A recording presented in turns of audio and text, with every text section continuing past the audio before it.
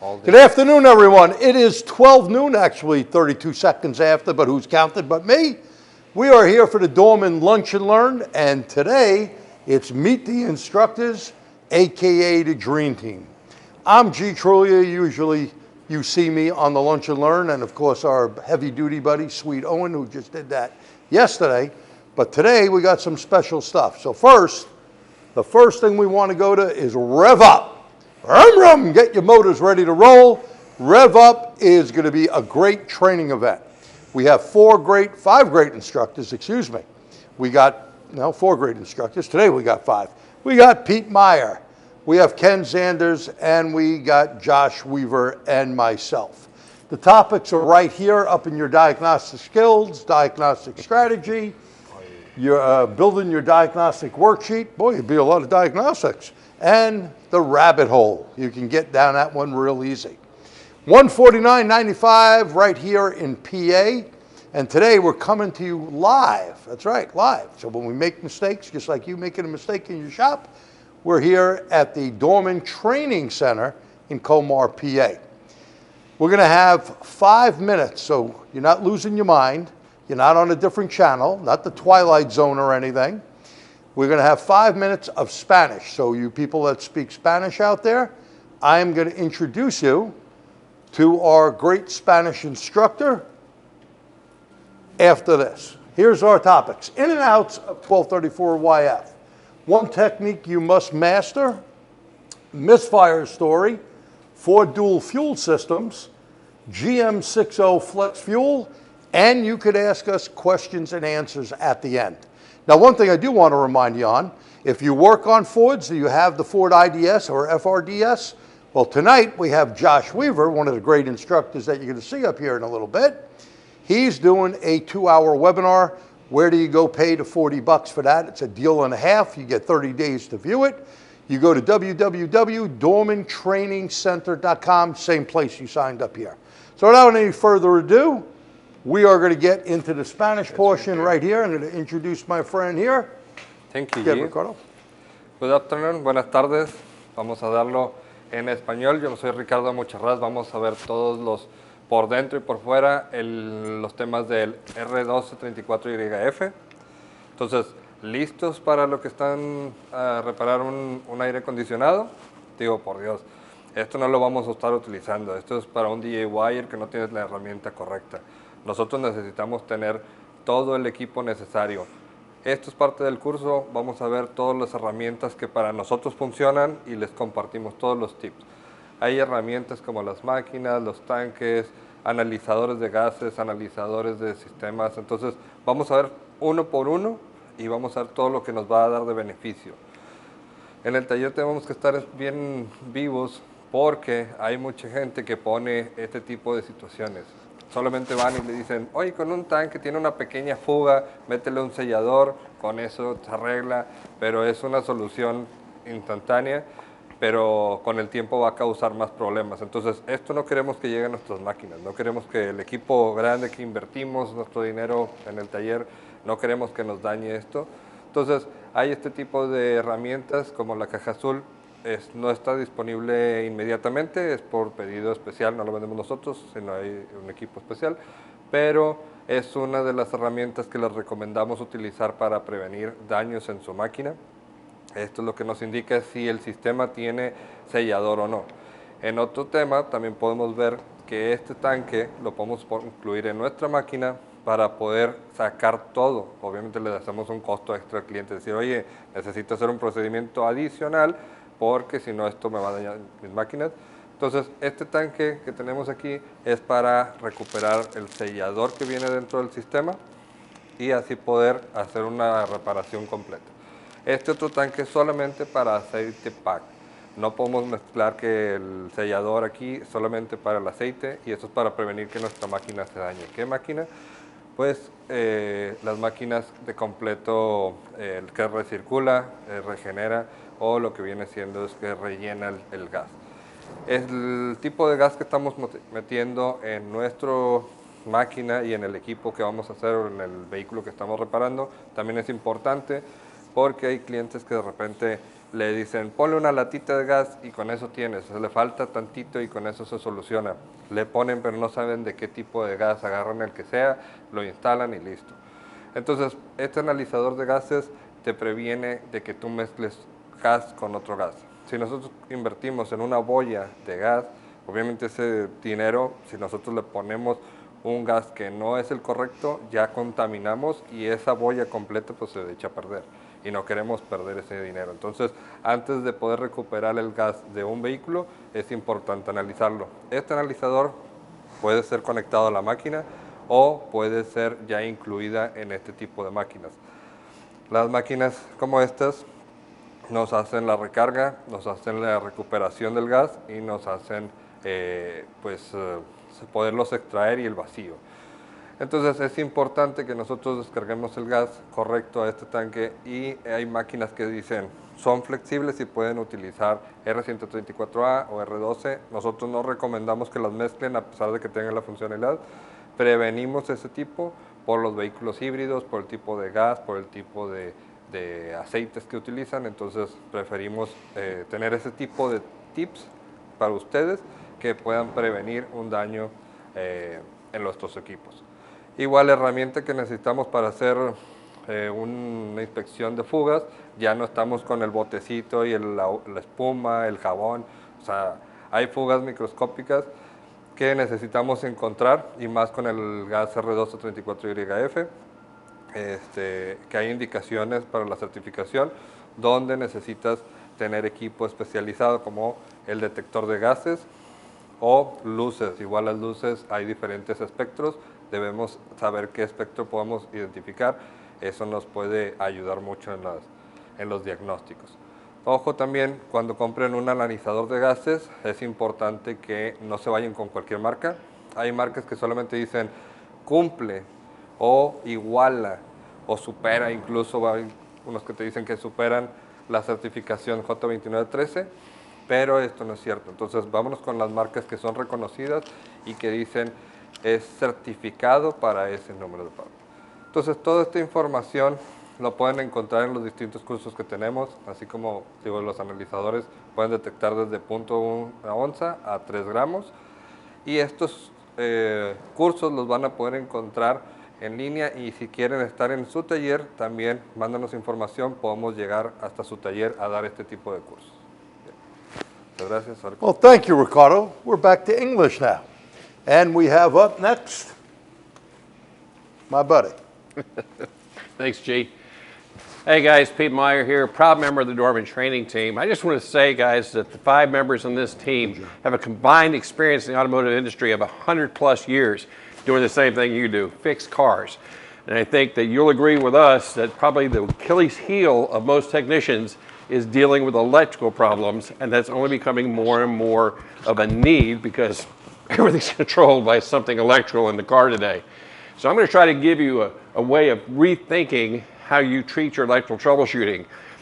Most of the time we find that it's in the stuff you already learned that ain't quite right. And if you're an electrical engineer, I'm going to tell you right now, you may not necessarily agree with some of the things I'm going to say, but again, I don't care. I just want to fix the car that's in front of me in the bay, and I know you do too. So I'm going to ask you to do something that might be a little unusual. You're here to learn, but I'm going to ask you to take a moment to unlearn what you thought you know about electrical troubleshooting so you can relearn some of the things I'm going to show you. Ready? Let's go for it. We're going to think of voltage in a new way, and it all starts with the tool. If I were to ask you to hold your meter leads up in your hands, you would probably tell me the black lead is ground, the red lead is positive. No, no, no, no, no. Going forward, starting right now, right this minute, I want you to think of that in a new way. The black lead, the one going in the COM port, is your reference lead.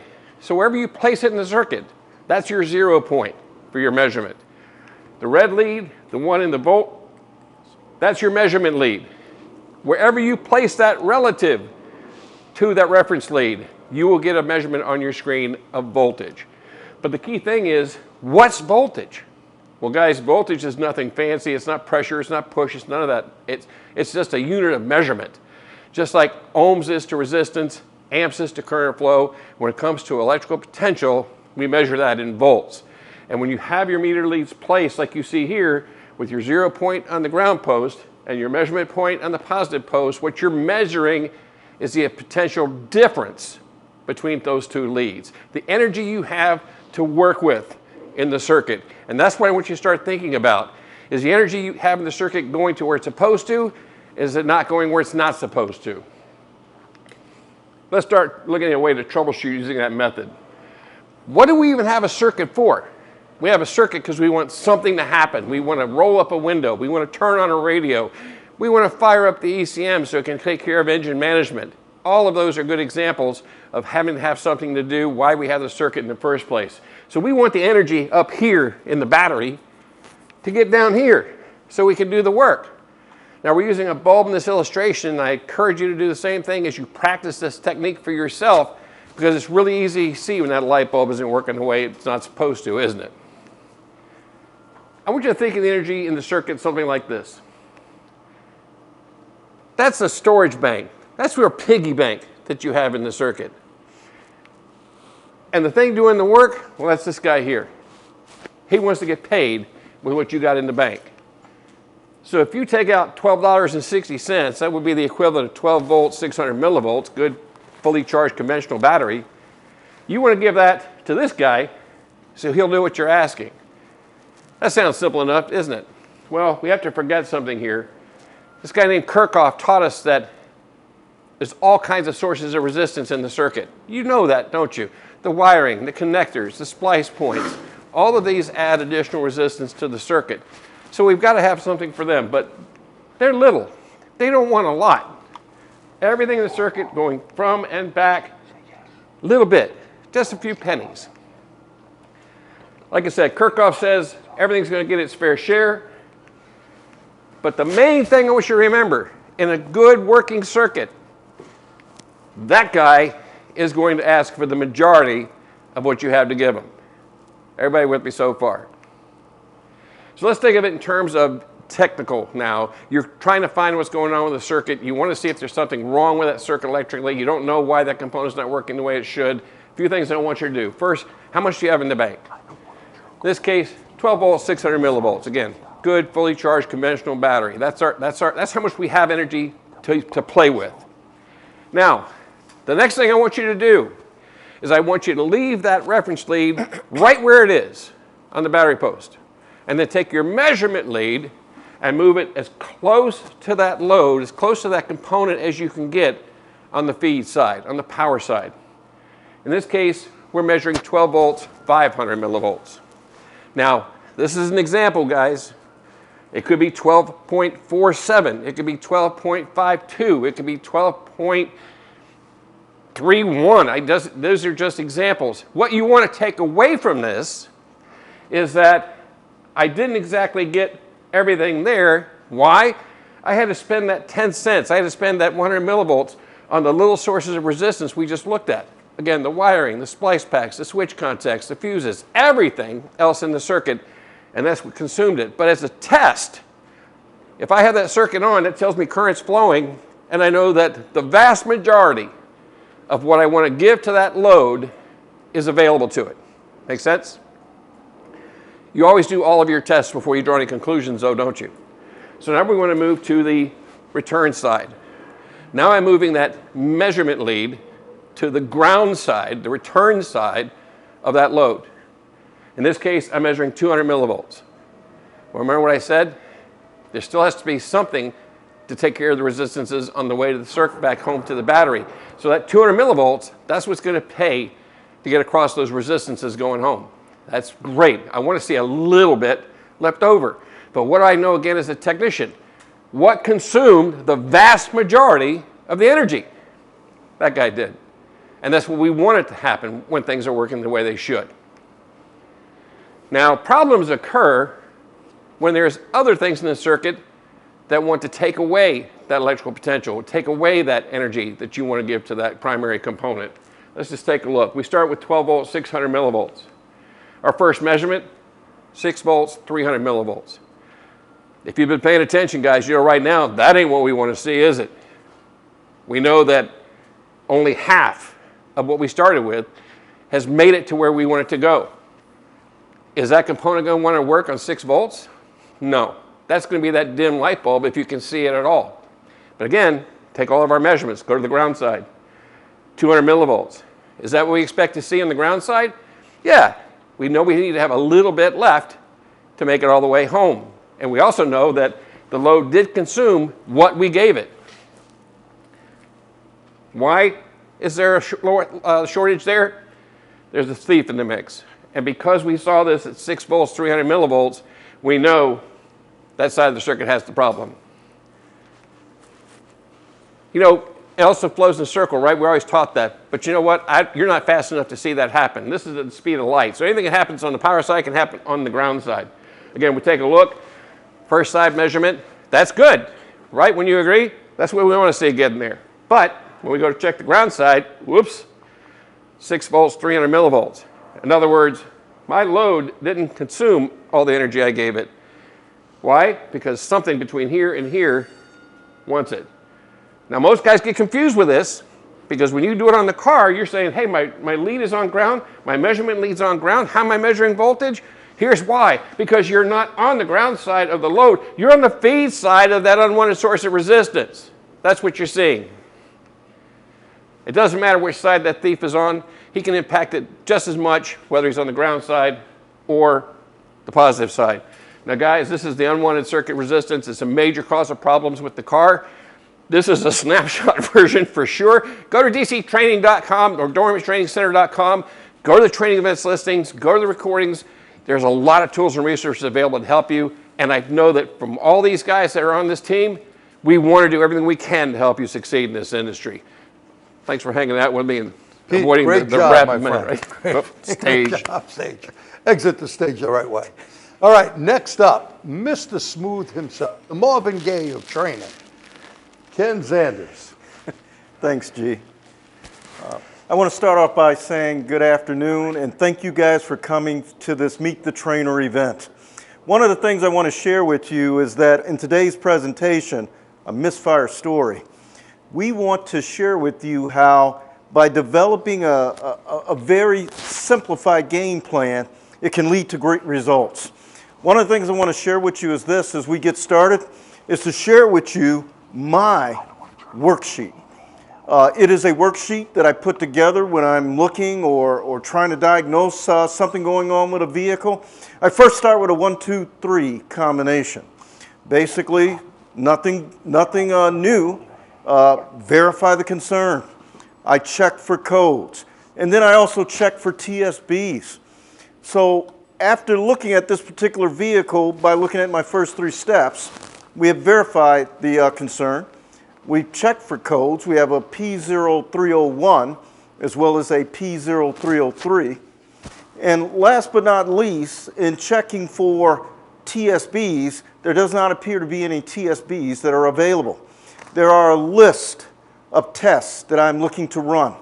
I am not by any means saying that these tests must be run each and every time. The goal is to have enough testing procedures in my bag of tricks where I get the best outcome at making the win. So looking forward, this is a 2019 Hyundai Sonata, 2.4 liter. This particular vehicle, as I stated earlier, has a P0301 as well as a P0303. 2 cylinders have been identified by the processor as having misfire activity. I decide, as I create this pre-diagnostic report, if you will, I decide to definitely, as part of the mechanical analysis, because that is my starting point, I want to look up firing orders. The firing order on this vehicle is 1342.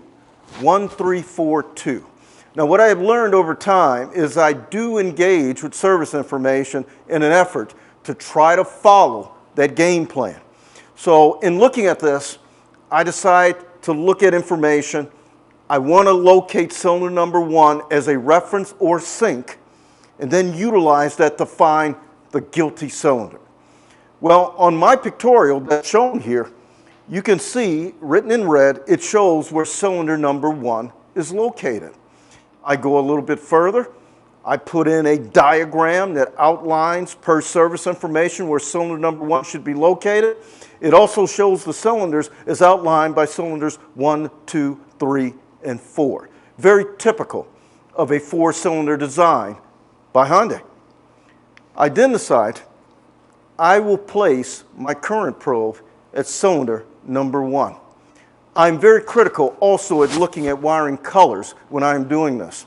Nothing spectacular on this, but I'd like you to take a quick look at this. I'm going to zoom in as I look at these pictorials, and I'm going to ask that you look at this with me. As you look closer, you can see as I get closer, again, I'm just looking for wiring diagram color coding.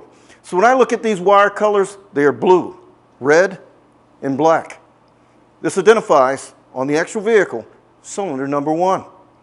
When I look at the wiring diagram and service information, it indicates that cylinders with wiring colors of red, blue, and black identify as 2 and 4, and the other color codes identify as 1 and 3.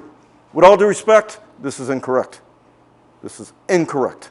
Service information, of course, is a great resource for us. It should be followed, but please be careful in finding out information that might be incorrect or misleading. As I continue, I now begin my process of a relative compression test. The relative compression test shows that I have a cylinder that appears to have very little compression. As I continue to move forward, I decide to use a method called divide and conquer. I split this up into 4 segments. When I split up into 4 segments, it helps me identify by the firing order. My firing order, again, is 1, 3, 4, 2. Based on what I have here, cylinder 3 appears to be the cylinder that has very little compression. I also do my best to inspect spark plugs. Sorry for the mishap in pronouncing that. But I do my best to inspect spark plugs because spark plugs, from years past, always told a story. I would ask that you take a close look at this pictorial. There's debris across the embodiment of the plug, and the outer electrode has been damaged severely. I go a little bit further. I decide at this point I want to take a borescope and I want to take a peek inside.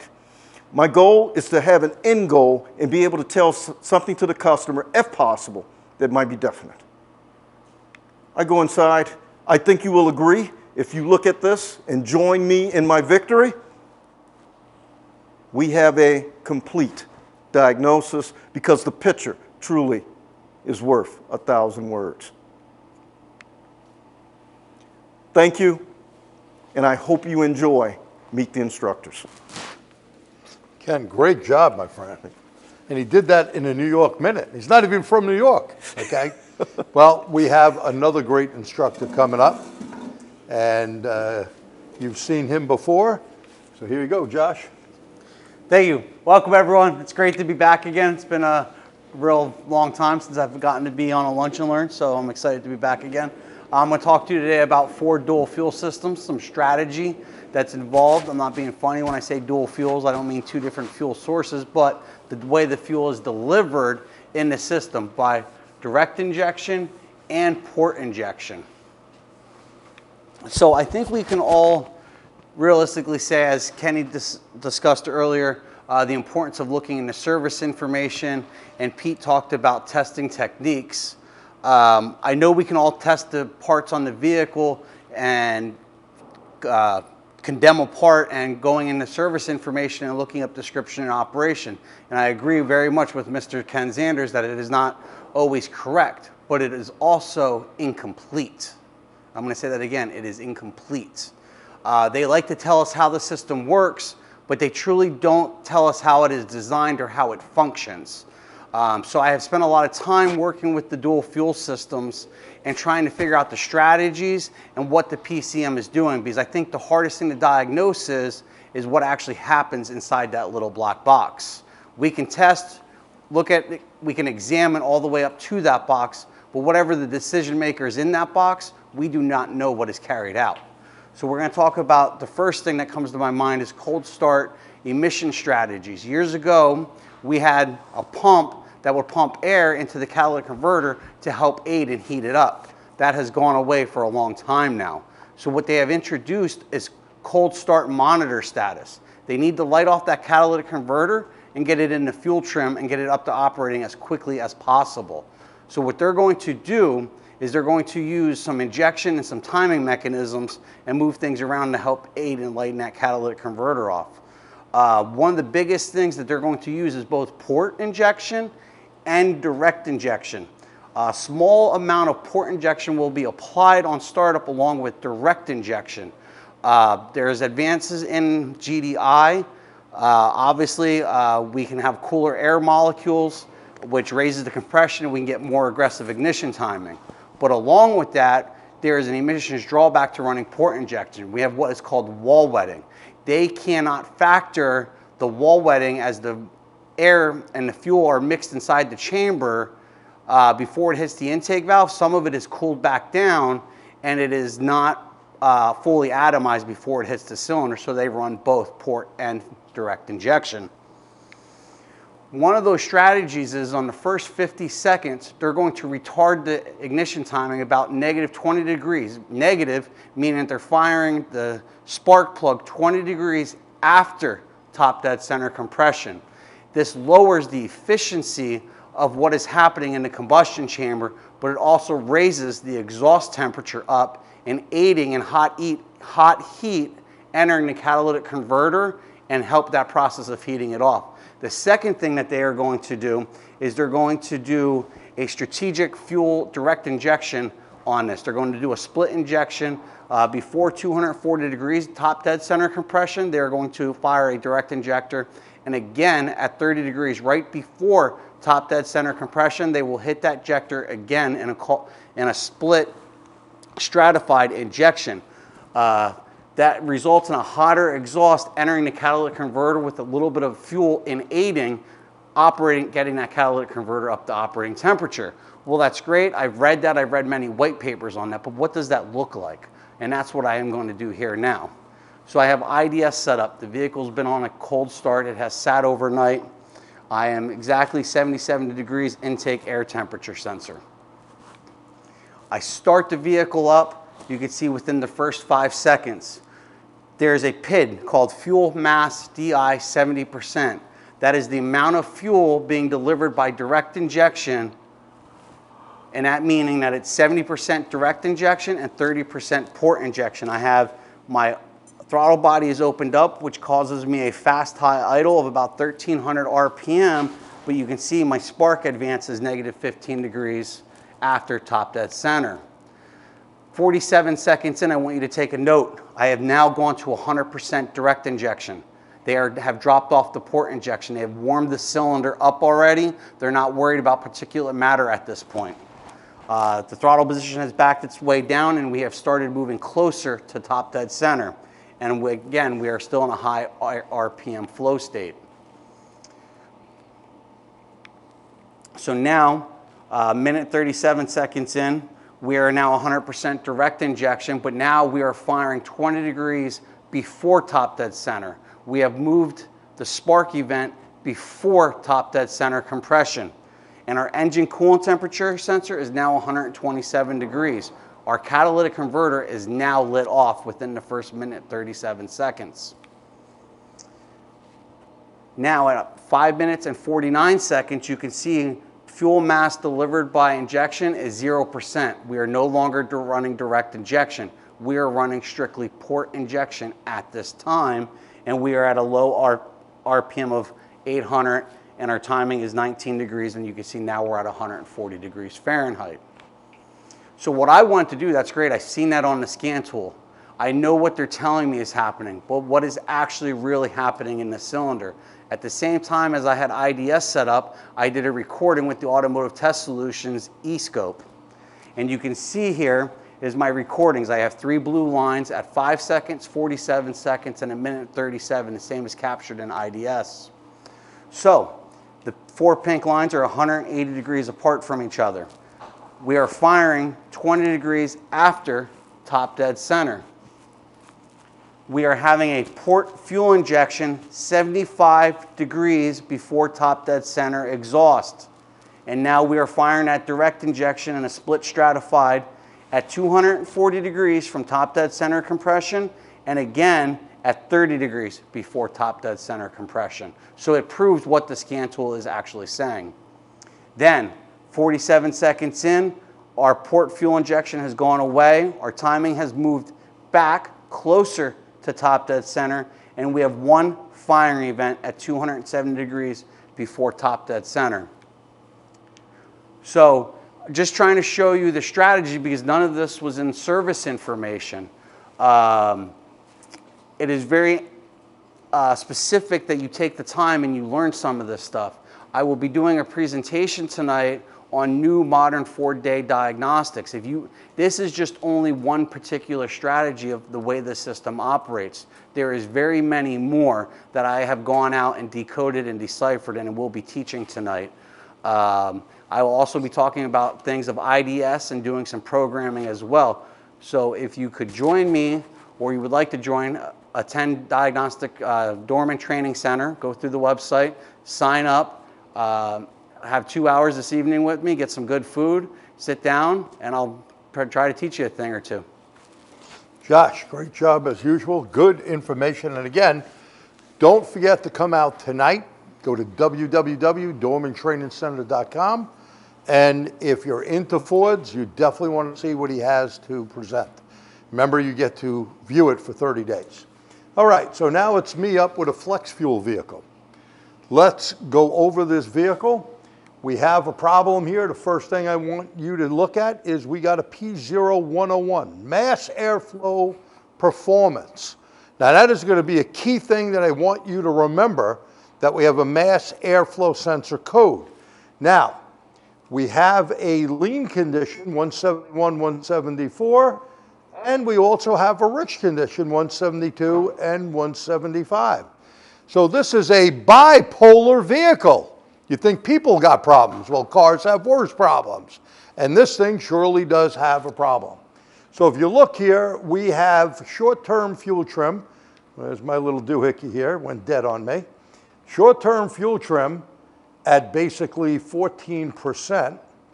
And long-term fuel trim, and that's a negative, 32%. So we have short-term saying, I need to take fuel away, and 32% long-term, I need to add fuel. Bank 2, a negative 13% short-term and 30% long-term. So let's prove this out, and I'm using the eScan here from Automotive Test Solutions. You could use any tool, but I'm going to show you some neat stuff here that you can do with this particular tool. First of all, we go in, always look at freeze frame data.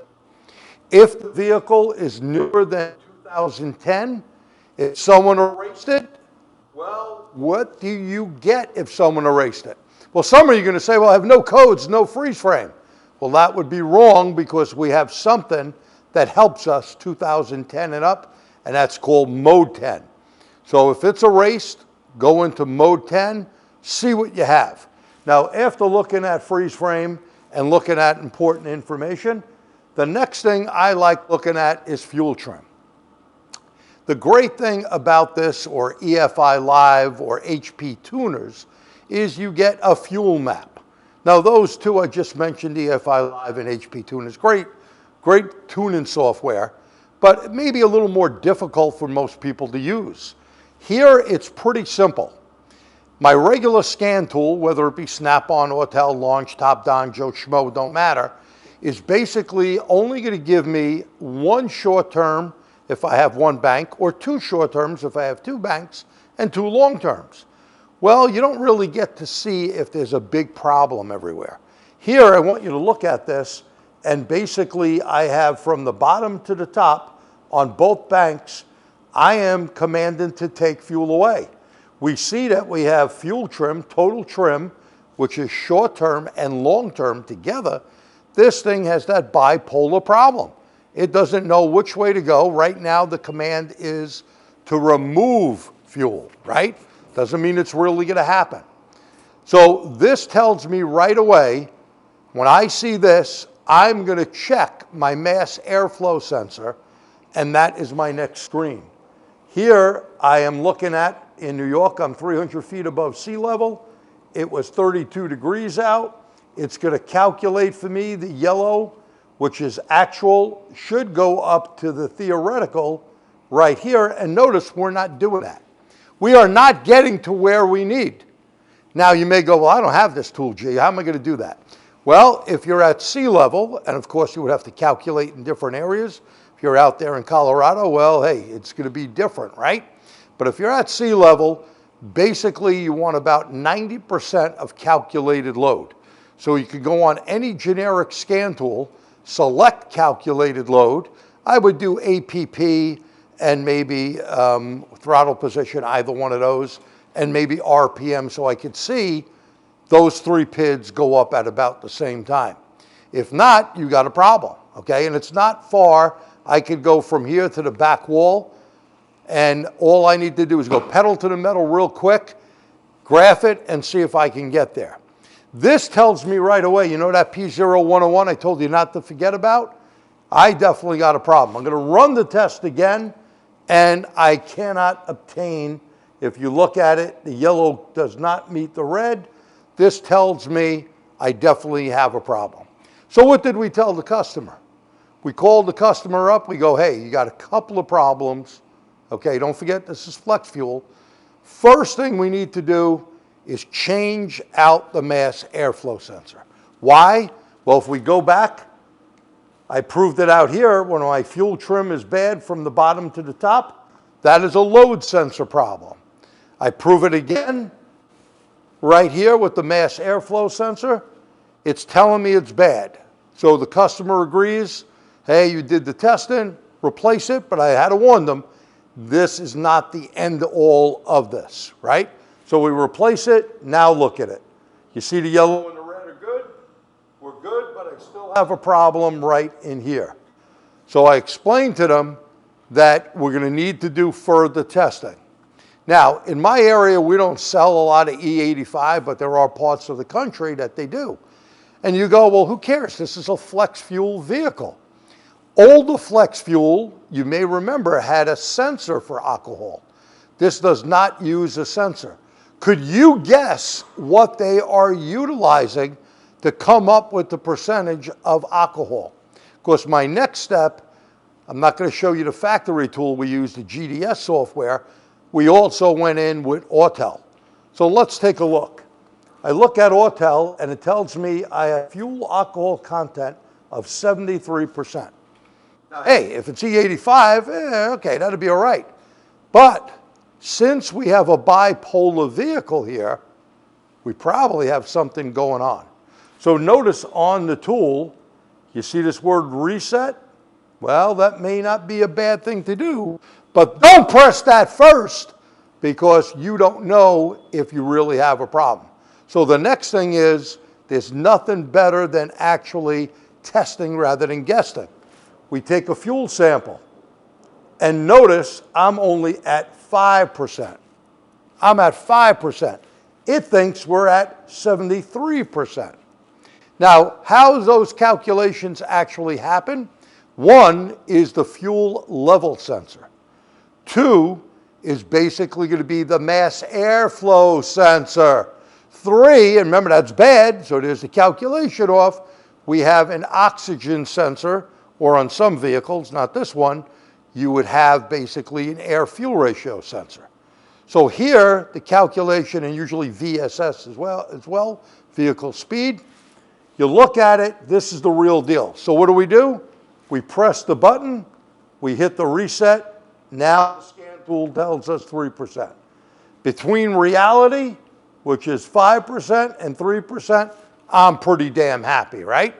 Now I need to prove out, not only to myself, to the customer, is this vehicle fixed or not? So what do you think I'm going to go back and do? I'm going to recheck fuel trim. And look at our fuel trims. Look at these things. They're looking good. Am I done with this vehicle? Not yet. We may have to go in and reset fuel adaptation. In fact, anything that far out, I highly recommend you do it. If you don't do it, the vehicle's going to run. It's going to take some time. GM is not as bad as other manufacturers, but it's going to take time. And when your vehicle you're working on has 50, 60 plus thousand miles, the fuel that's going to be going in there now that you reset it, you may cause a P0420 or 430, right? So reset the fuel trim. Where do you find that? You find that not in a generic scan tool like eScan, but you sure can get it in Autel or Launch or Top-Don or Snap-on or any other tool that gives you more bidirectional control. Reset it. Now the question is, well, gee, I don't have that tool, or it's not in the tool, or the manufacturer didn't allow you to put it in there, or didn't allow them to put it in. You're going to get a 1 ohm 10 watt resistor, and you're going to carefully make sure that your radio works and everything works, seat position. You're going to remove the 2 cables with the power button or key off. Take that 2 cables up, put the 1 ohm 10 watt resistor between it. Depending on how many computers are on board, anywhere from 10 minutes to maybe an hour or 2, depending on the system. Now that's what I have to present for you, and now I'm going to get all of these great guys that have presented. Ricardo, of course, Pete Meier, Ken Zanders, and Josh Weaver. So you could ask the dream team anything. Don't grab my butt over here. But Hey. it's all good. Hey. Proving grounds. What are you proving? I don't know. I think he's proven he doesn't want to stone yet. My armpits are not that bad today, Pete. So if you have any questions for us or comments, let us know what you thought about this. We presented 5 different things. And by the way, if you don't speak Spanish or whatever, no big deal. If you need me to translate it, it's not a problem. It's easy to do. We'd be more than glad to send you that over. We do have the handout up there. Now, why don't you ask us some questions, and if there's none, I'm going to give you a case study that we had in our shop. Any questions, Doreen? None. You're out of questions? Come on, it's lunchtime. Put that sandwich down. Think of something to ask us, because we still have 15 minutes left, and dead air is not good. All right, I'm going to give you one that we had in a 91 Camaro, mint condition. This car was with us for a while because the guy put a different dashboard in, and it screwed up. The diagnostic link connector is still a nightmare. You can't get scan data out of the car, different throttle body on it. You name it, everything wrong. So piece by piece, we're putting it back together, right? Well, one of the problems is it had a drivability issue. And sometimes you need to redirect yourself. You know, it's like something he's going to present, the rabbit hole. You start going down, but you forget the basics, and basics fix the vehicle. So I say to my tech, Bill, who's the manager and a real sharp, good technician, Bill, did you check the current ramping on the fuel pump? I think it's fuel related. He goes, no, I didn't do that. I checked fuel pressure, it seemed to be okay. Well, it seemed to be okay and being okay are 2 different things. I want a volume reading and I want a current ramping reading. Now, if I ask my buddy over here, what do you think good current ramping would be on that pump of a 5.7 liter ported fuel injection, not the TBI model, because they had both in that year? Roughly, what do you think the current would be? Well, if 1 amp is equal to 10 PSI, maybe 5.5 amps. Good, and that would be about book, 5 to 6 amps. You know what this thing was at? 2 amps. So what do I tell Bill? Bill, he got sidetracked because you know what the customer said? The customer said he replaced the fuel pump recently. So I said, Bill, 2 amps is not good. Get that pump the hay out of there and let's look at it. So what we found out, and be careful with this. Remember I said they had a throttle body back then and they had the ported fuel injection. Well, a throttle body pump doesn't need that, right? Maybe 15 pounds, 18 pounds of fuel versus 50, 60 plus pounds of fuel pressure. Well, guess what? We come to find out he put the wrong pump in there, and this is no bull, right? We find out, I told Bill, he goes, what's this thing? I go, well, in the old days, GM put not only a damper up front, but a pulsator. I had to think of the word. The pulsator No one makes it anymore from GM, but guess what? Dorman makes it. We called up our parts store, or did it online actually, and thank God they had a Dorman one. We put it in, the seals were leaking. This is a little pulsator that evens out the fuel pressure. So not only did they have the wrong pump in the car, easy to do, right? When you looked it up on more than one lookup online, that was the first pump that they told you to order. But you do have to look carefully. When we did a volume test, the volume is going to be low. And forget about pressure, right? You got pressure all day long, and if you've watched one of the lunch and learns I did with the VacuTech machine that Larry Goj built for me years back, I test the pumps right there and showed you, you can have 50, 60 pounds of pressure, but if you don't have the right volume, and volume on a car like that needs to at least be a half a gallon a minute. If you ain't putting that out, you got the drivability problem. The vehicle is fixed, doesn't fall flat on its face, customer's happy, and I got my money, right? Questions? Do you recommend cleaning the mass airflow sensor?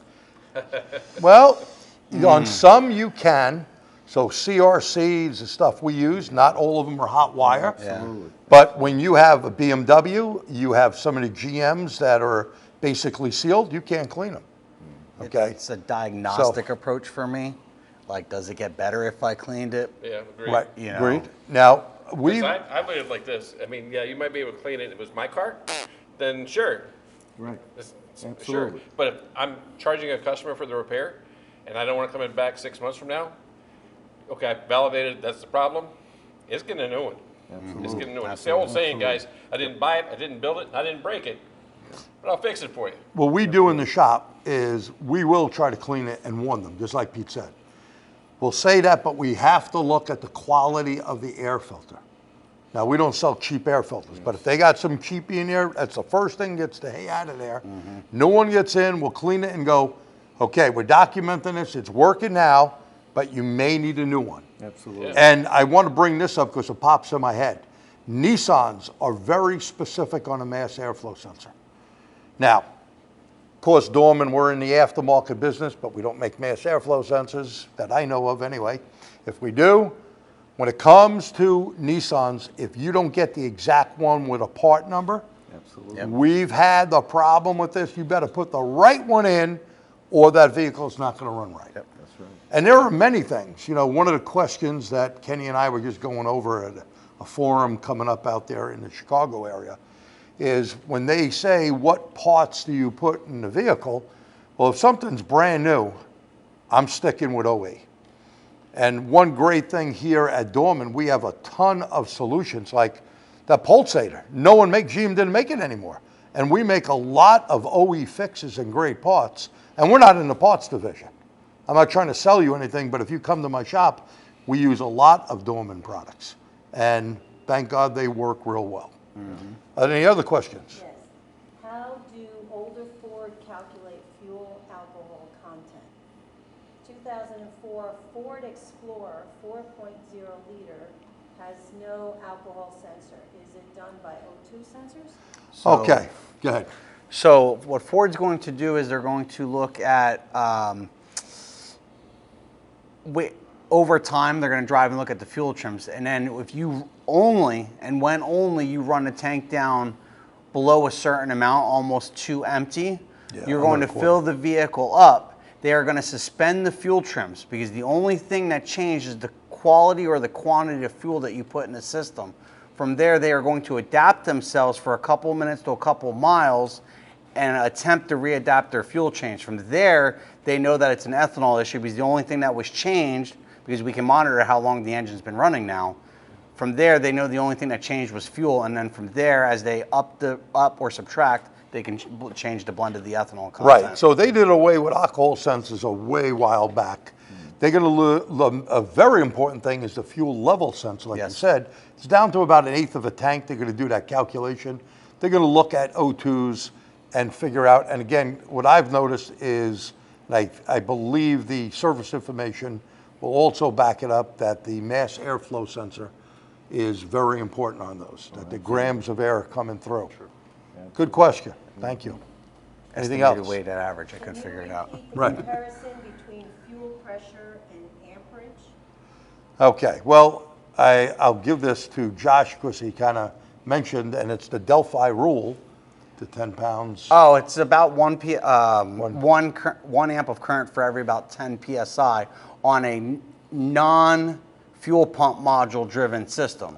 So just a regular fuel pump coming power from the relay, ground on the chassis, that'll be 1 amp of current for about every 10 psi. I've played with that number. It's fairly It's close. I would hang my hat on as a diagnostic procedure. Yeah, anything with a variable fuel pump, like the Jeep was one of the first one, with the variable resistor on the left front fender. And you know, Jeep grills, air comes through, cooler resistor, you get more current flow, you're at idle, you got higher resistance, you can get lower current flow. Anything with a variable pump, or like you said, the modules, it's not gonna be anywhere near that. You're gonna have low amperage. But on that 91, we knew it doesn't have a module. Two real quick things too, guys. A lot of vehicles now are using brushless fuel pumps, and none of this applies Yes. to those vehicles. Correct. And the other thing I would be interested to note about the issue you had when you measured the 2 amps is what the pump speed was.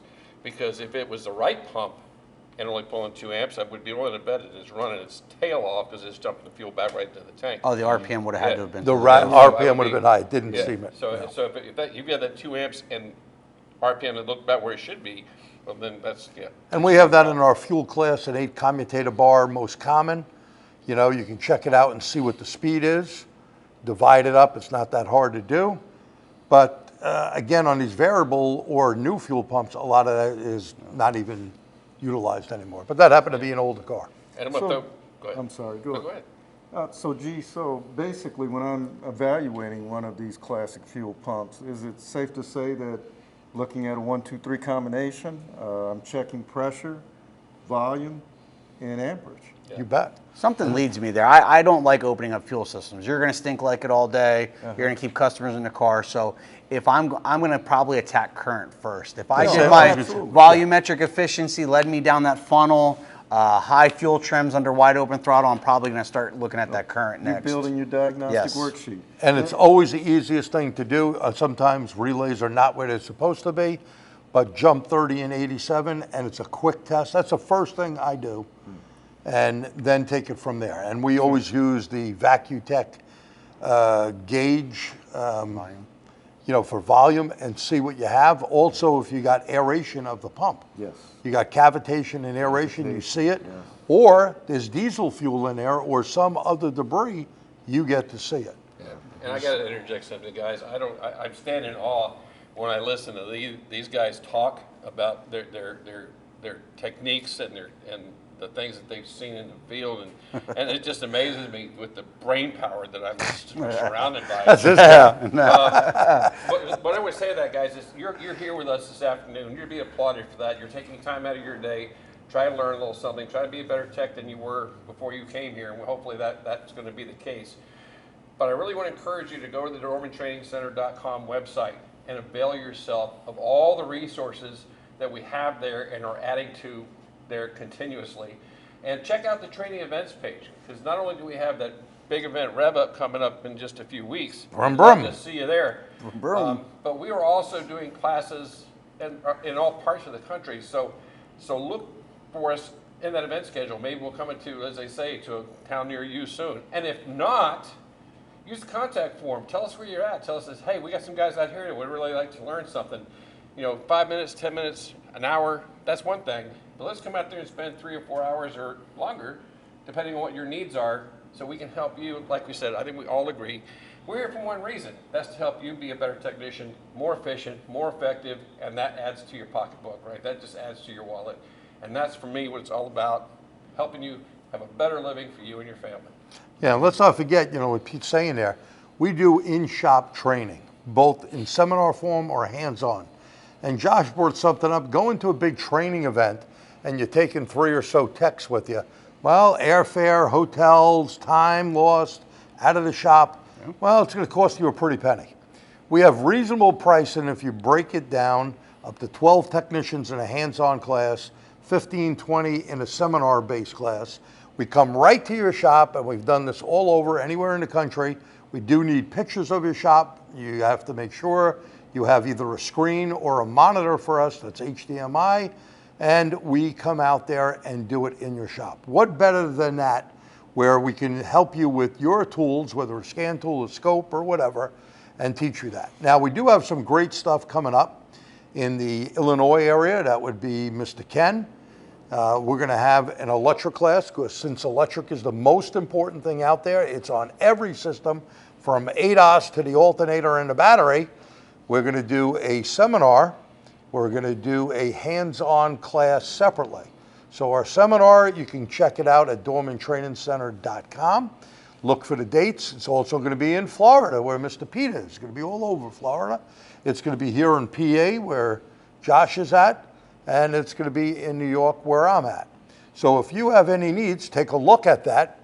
Our classes are really good. We have good information to really help you out, and we'll walk you through, okay? A lot of people don't understand that potential that Pete was talking about in his presentation. Well, guess what? When you come to our class, you're definitely going to learn something, and we have our emails there that you can contact us if you have a problem. Our job is to help you make your job easier, right? And I have a question for you, since it's probably not in the question up there, but we did something a little different in the last few minutes we have left. How did you like this? And are anyone interested? We do in shop Spanish training as well. Heavy duty, well, Swede did his yesterday, but we're going to be doing a heavy duty brake class right here in PA with Swede and myself. And we've done that all around. Josh and I will be doing a lab scope class here, hands-on. You can bring your scope right here. We're going to do it right in the Dorman Training Center, hook up to a vehicle. First, we'll put you on board so you kind of get the idea of what you're doing. And then we'll hook up to a car, and you could ask both of us any questions. Limited seating, and we'll have more information for that. It will be up on the Dorman training site. Ken, anything you want? Anyone interested in Spanish training? This is one great instructor here. Oh, yeah. Ricardo is real good. We have other instructors out there as well that are not here, but we happen to all be down here at the same time. So we're doing this lunch and learn. And maybe you like it. I know when Josh and I, because he's the closest to me, came up, we do it and get some good feedback. And of course, you've seen Pete and I with Motor Age for many, many years. We've done the TST Motor Age ones. And again, I want to remind you about Rev Up. Hit to the Rev Up slide. We look at Rev Up. We will be doing this on September the 20th in Warminster, PA. That's at ATC. We got Up Your Diagnostic Skills again with myself, Diagnostic Strategies, Pete Meier, Building Your Diagnostic Worksheet, Ken Zanders, and Driving Down the Rabbit Hole with Josh. You could pick any two of those classes, breakfast, lunch included. You get a couple of tchotchkes, like maybe a shirt or a hat or whatever. You get to see us. You can touch and shake our hand. Don't touch too much. Touch. Yeah, you know, may have a problem. Don't get too close, okay? But not a problem. We're more than glad to help you guys. Yeah. But we need your feedback. What would you like to see in upcoming Dorman Lunch and Learns? I'm always racking my brain. Him and I were thinking of a few other things coming up in the upcoming months. We'll have a schedule for you finally, because we have some extra help that are going to schedule a lot of these things out so you can see what's coming up in advance. Anything else? No, that's it. All right. Well, hey, it is less than a minute, so I want to say on behalf of this dream team, now I can get some sleep, baby. On behalf of this dream team, thank you so much for spending your lunchtime with us. We'll get this up in a few days or less up on the Dorman Training website. See you next time. Have a great day.